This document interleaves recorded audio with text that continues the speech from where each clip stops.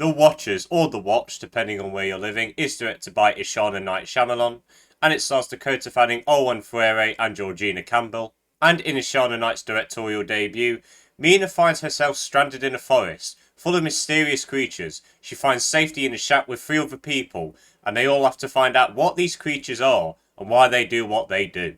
Now, this was a film I was really intrigued to see, especially for the fact that it's got M. Night Shyamalan's daughter in the director's chair. I was interested to see if she could break out of her father's shadow and see if she could do something on her own self with her own style. And the trailers sold me. The trailers were really strong, actually, especially that teaser. That was a really good trailer. And I went in pretty excited. And unfortunately, I came out very disappointed. Unfortunately, this is not a good film. The Watchers is intriguing, until it isn't. It does a good job of building intrigue and revealing questions that you really want answering, you want good answers for. It does a good job of setting up the stakes, the lore, the world. I really like that. The first act was pretty much great. But when we start getting things revealed, it's just so unsatisfying and clumsy. The answers are either way too goofy or incredibly convoluted.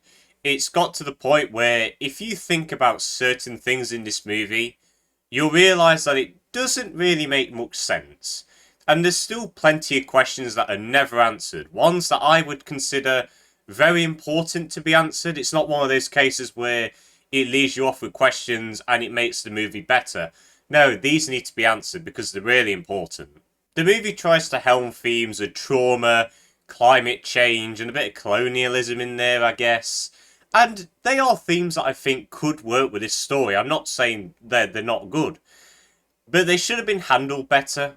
Because it just feels like it's a convoluted mess. It feels like we're shoving in all these ideas, which could be great for this story. I'm not gonna lie.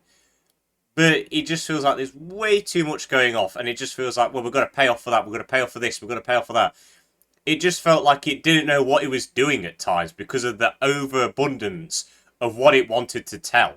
And this movie also seems to hate the show don't tell rule, because every conversation is just mallets of exposition.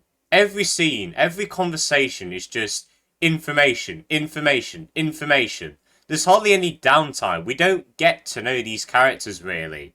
And it just made them seem like ChatGPT bots, just delivering information because that's what you want. And speaking of the characters, they are incredibly shallow.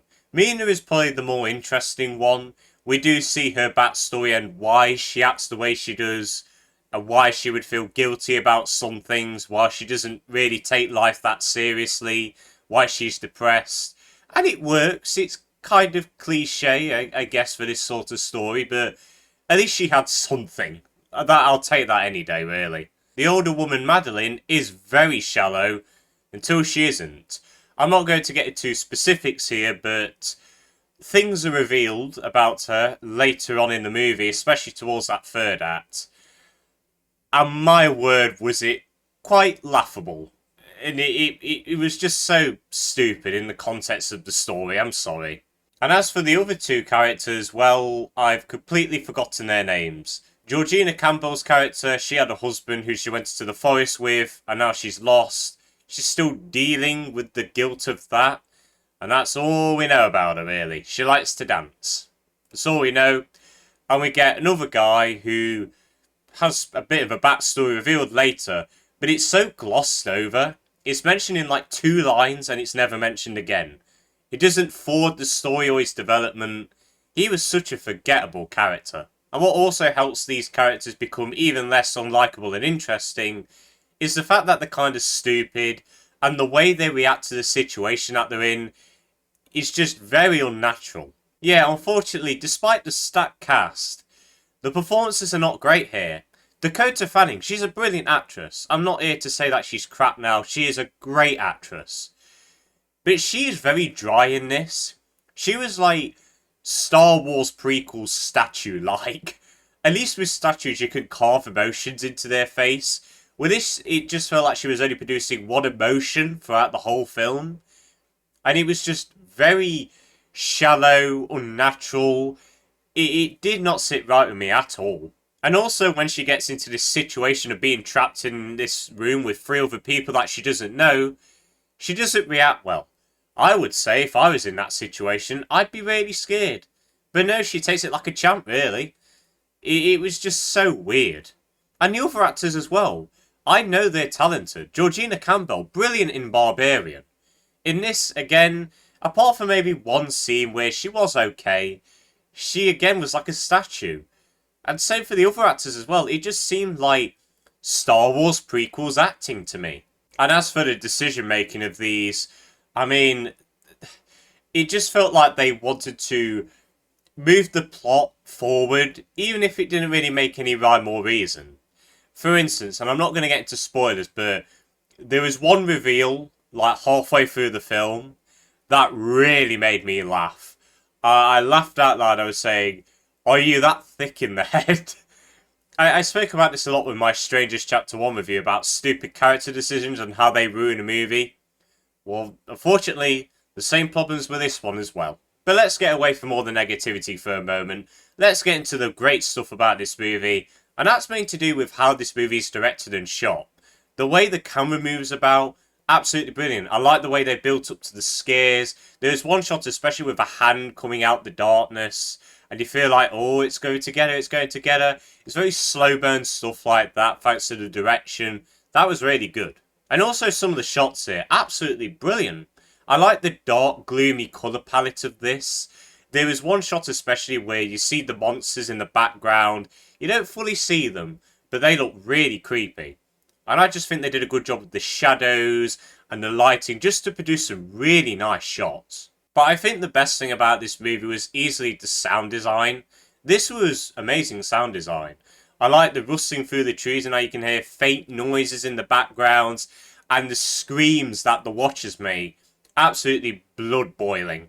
Scary, tense. The sound designs were brilliant.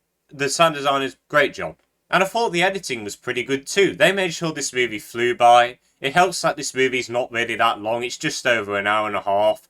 But it flew by for me. So at least I wasn't bored, I guess. But unfortunately, despite all its great technical aspects, I don't think this movie had a single flaw with the technical stuff.